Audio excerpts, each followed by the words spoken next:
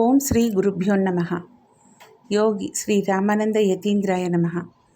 శ్రీ లాహిరి గారి జీవిత చరిత్ర 8వ అధ్యాయం, ఇష్టాగోష్ఠి ఉపదేశాలు. ఇందులోని కొంత భాగాన్ని ఈరోజు మనము తెలుసుకుందాం. యోగిరాజుల ద్వారా వెల్లడైన క్రియాయోగాన్ని సాధన చేసే వాళ్ళను క్రియావంతులు లేదా క్రియావానులు, క్రియాన్వితులు అంటారు. క్రియావంతులతో వాళ్ళ జీవనానికి సంబంధించిన వివిధ విషయాలను ముచ్చటిస్తూ వారు వాటిని తెలియజెప్తూ ఉండేవారు. ఆహార నిద్ర మైథున సంబంధంగా సాత్వికాహారమే మంచిదని వారు చెప్పేవారు. సాత్వికాహారం వల్ల శరీరము మనస్సు శాంతంగా ఉంటాయి. యోగకర్మ చేసిన మీదట కొద్దిపాటి ఆహారం సహజంగా అరిగేది. హితము మితము హుతము అయ్యేది తినడం ఉచితం. అధికంగా తినడం వల్ల యోగ సాధనకు అడ్డంకులు వస్తాయి. ఎక్కువ వేడి, ఎక్కువ చలువ, ఎక్కువ చేదు, ఎక్కువ ఘాటు ఉన్న ఆహారము, పాచిపోయిన ఆహారము మొదలైనవి తినకూడదు. భోజనమైన తర్వాత పూర్తిగా 3 గంటలు గడిచిన తర్వాతే క్రియా సాధన చేయడం ఉచితం. ప్రతిరోజు 5-6 గంటల సేపు నిద్రపోవటం అవసరం. పెళ్ళైన వాళ్ళు నెలకు 2 సార్లు స్త్రీ సంపర్కం పెట్టుకోవడం మంచిది. దానివల్ల మనస్సు శాంతమవుతుంది, సాధన కూడా బాగుపడుతుంది. కానీ ఏ ప్రకారంగానూ యథేచ్ఛగా జీవించటం ఉచితం కాదు. కామభావం ఆక్రమించుకున్నప్పుడు తీవ్రంగా 3-4 సార్లు ప్రాణాయామం చేయాలి. ప్రతిరోజు పంటిని పంటితో నొక్కిపట్టి ప్రాణాయామం చేయాలి. బలపూర్వకమైన ప్రాణకర్మ చేయడం వల్ల ప్రాణం శీఘ్రంగా స్థిరమవుతుంది. ఇందువల్లే యోగిరాజులు పదే పదే జ్ఞాపకం చేస్తుండేవారు. కస్కే ప్రాణాయామ్ కర్నా చాహియే. 49 వాయువుల్లో ప్రాణవాయువు ప్రధానమైంది. ప్రాణాయామం ద్వారా ముఖ్య ప్రాణవాయువు స్థిరం కావడం వల్లే తక్కిన ప్రాణాలు వాయువులు అన్నీ స్థిరమవుతాయి. అప్పుడిక విడవడము తీసుకోవడము అన్నవి ఏవీ ఉండవు. క్రియ చేయడానికి దిక్కు, ప్రదేశం, కాలం అన్న నియమాలు ఏవీ లేవని చెప్పేవారు. ఈ విషయంలో వేదాంతం ఇలా చెప్తోంది: యత్రైకాగ్రత తత్ర విశేషాత్. అంటే చిత్తానికి సులువుగా ఏకాగ్రత కలిగే చోటనే కూర్చొని ధ్యానం చేయాలని అర్థం. క్రియ చేయడానికి ఫలానా దిక్కుగా కానీ, ఫలానా ప్రదేశంలో అని కానీ, ఫలానా సమయంలో అని కానీ నియమము ఏదీ లేదు. శరీరము మనస్సు స్వస్థంగా ఉన్నప్పుడే క్రియ చేయాలి. ఒకే సమయంలో క్రియ చేయడం వల్ల విశేష ప్రయోజనము ఏదీ కనిపించదు. కానీ కొత్తగా సాధన చేసేవాడి విషయంలో నియమపూర్వకంగా సాధన చేయడం వల్ల మనస్సు ప్రసన్నమవుతుంది. అంటే ప్రసన్న చిత్తత అనుభవం అవుతుంది. కానీ క్రియలో స్థిరత్వం ఏర్పడ్డ తర్వాత ఏ నియమము అక్కర్లేదు. క్రియాయోగ సంబంధమైన గ్రంథాలు కూడా చదవాలి. నడుము, గుండె, కంఠం ఈ 3 నిటారుగా అంటే పైవైపు అంటే తిన్నగా ఉంచి సమాన వాయు ప్రవాహంలో క్రియ చేయాలి. ఈ స్థితిలో బ్రహ్మజ్ఞానం కలుగుతుంది. యోగాభ్యాసి తెల్లారగట్లే లేచి స్నానం చేయకూడదు. ఎక్కువ బరువు మోయడం, ఎక్కువ వడిగా నడవటం, కటిక ఉపవాసాలు చేయడం కూడదు. రాత్రి ఎక్కువసేపు మేలుకోవడం కూడా పనికిరాదు. చెప్పొచ్చేదేంటంటే శ్వాస ప్రశ్వాసల గమనము వడివడిగా కానీ మరీ నిడివిగా కానీ అయ్యే పని ఏది చేయరాదు. ఉరుమే సమయంలో క్రియ అసలు చేయకూడదు. పొద్దుటి క్రియ వల్ల రాత్రి చేసిన పాపాలు క్షయమవుతాయి. సాయంకాలం చేసే క్రియ వల్ల పగటి పాపాలు క్షయమవుతాయి. శీతాకాలంలోనూ వసంతకాలంలోనూ ఎక్కువ క్రియలు చేయాలి. క్రియలు ఎక్కువ చేయడం వల్ల మత్తు కలుగుతుంది. అంతేకాక శిరస్సుకు వెనక భాగంలో శబ్దము వినిపిస్తూ ఉంటుంది. దాన్నే నాదబ్రహ్మం అంటారు. ప్రాణాయామమును మత్వా ఉన్మత్తవత్ చరంతి. అంటే అధిక ప్రాణాయామం వల్ల కలిగిన మత్తులో మునిగి బ్రాహ్మీ స్థితి పొంది అనాసక్త భావంతో ప్రపంచంలో నడుచుకుంటూ ఉండాలి. ప్రాణకర్మ చేయడం వల్లనే దేవత్వ స్థితిలో ప్రతిష్ఠితుడు కావడం జరుగుతుంది. ఈ క్రియాయోగానికి 5 అంగాలున్నాయి. వాటిని తాళవ్యం, ప్రాణాయామం, నాభిక్రియ, యోనిముద్ర, మహాముద్ర అని పిలుస్తారు. ఈ 5 అంగాలు కలిస్తేనే క్రియాయోగం. కానీ గుహ్యతమ అంటే చాలా రహస్యమైన క్రియాయోగ సాధన రహస్యము గురువు ద్వారానే తెలుస్తుంది. తాళవ్యం ద్వారా జిహ్వ గ్రంథి భేదనం జరుగుతుంది. ప్రాణాయామం ద్వారా ప్రాణవాయువు, అపానవాయువు స్థిరమవుతాయి. నాభిక్రియ ద్వారా సమాన వాయువును సామ్యావస్థకు తీసుకువస్తాం. యోనిముద్ర ద్వారా ఆత్మదర్శనం కలుగుతుంది. మహాముద్ర ద్వారా వ్యాన, ఉదాన వాయువులకు స్థితావస్థ కలుగుతుంది. ఈ ప్రకారంగా పంచప్రాణాల మీద విజయ ప్రాప్తి పొందిన యోగి ఊర్ధ్వంలో ఉన్న శూన్యతత్వ స్థితి పొందుతాడు. కర్మాతీతావస్థకు చేరి ఆత్మరాజ్యంలో సంచరించడానికి సమర్థుడవుతాడు. ఒకనాడు యోగిరాజులు ఉపదేశం చేస్తున్నారు. భక్తులు తమ తమ జిజ్ఞాసలను వారి ఎదుట బయట పెడుతున్నారు. వాళ్ళల్లో ఒక భక్తుడు దేన్ని కర్మయోగం అంటారు అని అడిగాడు. యోగిరాజులు జవాబిస్తూ ఇలా చెప్పారు: ఈశ్వరుడితో కలిపే కర్మే కర్మ. ఆ కర్మతో అవిచ్ఛిన్నంగా కలిసి ఉండటమే కర్మయోగం. తక్కిన పనంతా అకర్మ. ఈశ్వరుడేమి ఆకాశం నుంచి దిగి వచ్చే వస్తువేమీ కాడు. అదొక అవస్థ అంటే స్థితి. అది ప్రాణం తాలూకు స్థిరావస్థ. స్థిర ప్రాణమే జీవుల శరీరాల్లో చంచలమయ్యి బుద్ధి, మనస్సు, ఇంద్రియాలు మొదలైన రూపాలు ధరిస్తుంది. దీనివల్లే మోహగ్రస్తమవుతుంది. అంతేకాక అదే అన్ని రూపాల మోహజాలంలోనూ చిక్కుకొని ఉంది.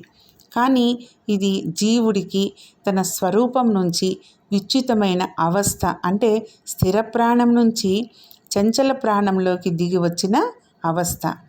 స్థిరత్వమే జీవుడి వాస్తవ స్వరూపం. చాంచల్యమే జీవుడు, స్థిరత్వమే శివుడు. అందువల్ల ఆ కర్మ చంచలత్వాన్ని అంతమొందించి తిరిగి అతన్ని స్థిరత్వంలో నిలబెడుతుంది. జీవత్వాన్ని సమాప్తం చేసి శివత్వంలో ప్రతిష్ఠితుణ్ణి చేసేదే కర్మయోగం. కర్మ లేనిదే ఏదీ కాదు. మనము సంపాదించాలనుకునేది, ఇవ్వాలనుకునేది ఇవన్నీ కూడా కర్మకు సంజ్ఞలే. కర్మ లేకుండా ఏది కూడా లభించదు. అందువల్ల కర్మ లేకుండా ఈశ్వర ప్రాప్తి కూడా కలగదు. అంటే స్థిరత్వము ప్రాప్తి కాజాలదు. ఈశ్వరుణ్ణి పొందడం కోసం తప్పనిసరిగా కొంత కర్మ చేయాల్సి ఉంటుంది.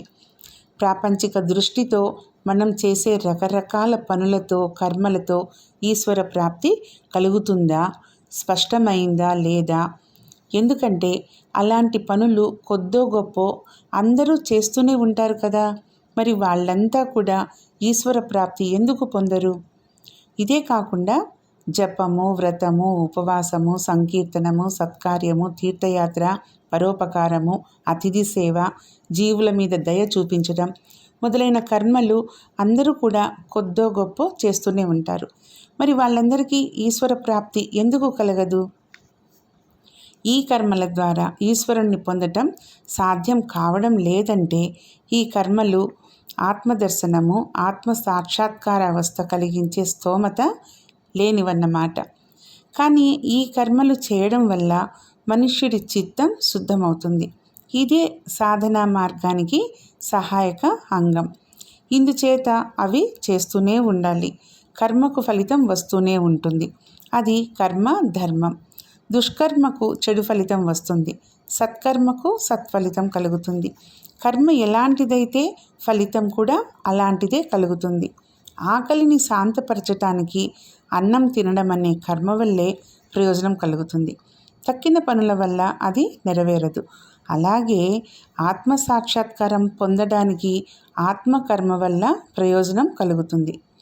గీతలో భగవంతుడు ఇలా అన్నాడు: గహనా కర్మణో గతి.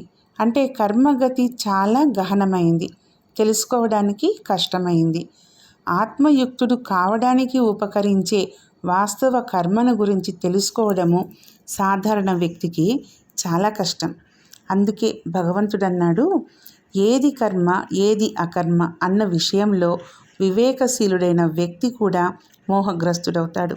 కనుక అశుభ కర్మల మీది అంటే ఇంద్రియ కర్మల మీది ఆసక్తి నుంచి నువ్వు ముక్తుడవు కాగలగడానికి తోడ్పడే కర్మను గురించి చెబుతాను నీకు. ఎందుకంటే అర్జున, కర్మయోగం లేనిదే సన్యాస లేదా త్యాగ ప్రాప్తి అసంభవం. కర్మాతీతమైన అవస్థే త్యాగ శబ్దానికి సార్థకత కలిగిస్తుంది. ఆ స్థితిలో ఇక కర్మ అనేది ఉండదు. ఈ త్యాగస్థితి ప్రాప్తం కావడానికి కర్మ చేయవలసే ఉంటుంది. కర్మ లేనిదే ఏది కూడా పొందడమైన అసంభవమే. ఇందువల్లే యోగిరాజులు క్రీస్తు శకము 1873 జూన్ 19వ తేదీన ఇలా రాసుకున్నారు. ఏమని? ఇప్పుడు ఆనందంతో పాటు అకర్మ స్థితి కూడా కలిగింది. ఆ అకర్మే ఇప్పటి కర్మ. అంటే ఏమీ చేయకుండా ఉండటమే నేను ఇప్పుడు చేసేది. ఆ అకర్మలోనే ఎప్పుడూ మునిగి ఉండాలన్నది మహాశ్చర్యకరమైన విషయం. అంటే సాధారణ జనులు ప్రాపంచికమైన పనులనే కర్మలుగా భావిస్తారు, కానీ యోగి వాటిని అకర్మలు అంటాడు. అలాగే సాధారణ జనులు అజ్ఞానం వల్ల అకర్మ అనుకునే దాన్ని యోగులు కర్మ అని ఎరుగుదురు. సాధారణ మానవుడికి క్రియకు పరావస్థ అంటే కర్మాతీతావస్థ అంటే ఏంటో తెలియదు. అందుచేత అతని దృష్టిలో స్థిరావస్థ అకర్మ, కానీ యోగులకది ప్రకృత కర్మ. యోగిరాజులు క్రీస్తు శకము 1873 జూన్ 25వ తేదీన ఈ సందర్భంలో ఇలా రాశారు. 3 కోణాలు 4 గీతలు అంటే ఇడ, పింగళ, సుషుమ్న నాడులు 3, పృథ్వీ, జలం, అగ్ని, వాయువు అనే 4 అంటే ఈ 3 నాడులకు 4 మహాభూతాలకు అతీతంగా ఉన్న 5వ మహాభూతమైన మహాశూన్యంలో అంటే శూన్యం లోపలి శూన్యంలో ధ్యానాన్ని కేంద్రీకరింప చేయాలి. ఇదే అసలైన పని, ప్రాణకర్మ. చేస్తూ ఉండగా ఈరోజు శ్వాసగతి పూర్తిగా ఆగిపోయింది. ఈ విధమైన కుంభకావస్థ కలగడం వల్ల చాలా ఆనందం కలిగింది. ఈ ప్రకారంగా సాధన చేస్తూ ఉండగా తమకు కలిగిన స్థితిని గురించి వారు క్రీస్తు శకము 1873 ఆగస్టు 23న ఇలా రాసుకున్నారు. ఏ కర్మను గురించి వారికి ఇప్పుడు భయం లేదు. అందువల్ల అన్ని కర్మల నుంచి వారికి అభయం కలిగింది. ఎందుకంటే సాధారణ మనుష్యుడికి అకర్మ అయినదే కర్మాతీతావస్థలో వారికి ఏకైక కర్మగా ఉండిపోయింది. అంటే వారు క్రియకు పరావస్థలోనే ఎప్పుడూ ఉంటూ వచ్చారన్నమాట. కర్మాతీతావస్థలో మునిగి ఉన్నారు. శ్రీకృష్ణ భగవానుడు అలాగే చెప్పాడు.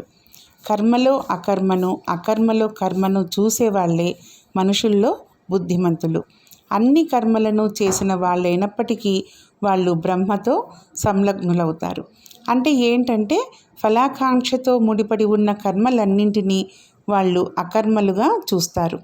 ఫలాకాంక్ష లేని నిష్కామమైన ప్రాణకర్మను సామాన్య ప్రజలు బాహ్య దృష్టితో అకర్మగా పరిగణించినప్పటికీ అకర్మ రూపమైన నిష్కామ ప్రాణకర్మను కర్మగా చూసేవాళ్ళు మనుషుల్లో బుద్ధిమంతులు. వాళ్ళు అన్ని కర్మలు చేసి కూడా నిష్కామ ప్రాణకర్మ తాలూకు అతీతావస్థారూపమైన స్థిరబ్రహ్మలో ఎప్పుడూ లీనమై ఉంటారు. అప్పుడు వాళ్ళు ప్రాణకర్మ ద్వారా ముక్తులైన బుద్ధిశాలులై ఎప్పటికీ బ్రహ్మయుక్తులయ్యి అనాసక్త భావంతోనే అన్ని కర్మలు చేస్తూ ఉంటారు. మళ్ళీ వాళ్ళల్లో ఏ విధమైన ఆసక్తి ఉండదు. అంటే నాసికా మార్గంలో ప్రాణాలు రావడం పోవడం అనే కర్మకు స్థిరావస్థ ప్రాప్తమయ్యి కర్మాతీతావస్థలో ప్రాణాల్లో స్థిరత్వం కలిగినప్పుడే వాస్తవమైన కర్మయోగ స్థితి కలుగుతుంది. అందువల్ల యోగిరాజులు క్రీస్తు శకము 1873 జూన్ 19వ తేదీన ఇలా రాశారు. ప్రాణవాయువు శరీరాన్ని బలవంతంగా పైకి ఎత్తేసేటట్టుగా ఈ విధంగా పైకి లేచింది లేదా ఊర్ధ్వముఖమైంది. ఇప్పుడు అత్యంత ఆనందంతో అకర్మ జరిగింది, అంటే కర్మరహితం అయింది. అంతేకాక ఆ కర్మరహితావస్థలో ఉండటమే ఇప్పుడు నా పని. గొప్ప ఆశ్చర్యకరమైన విషయం ఏంటంటే ఆ అకర్మ స్థితిలోనే ఎప్పుడూ ఉండిపోవాలి. ఇదే క్రియకు పరావస్థ. ఇందులోనే ఎప్పటికీ ఉండిపోవాలి. రేపు మరికొంత భాగాన్ని తెలుసుకుందాం. ఓం శ్రీ గురుభ్యో నమః.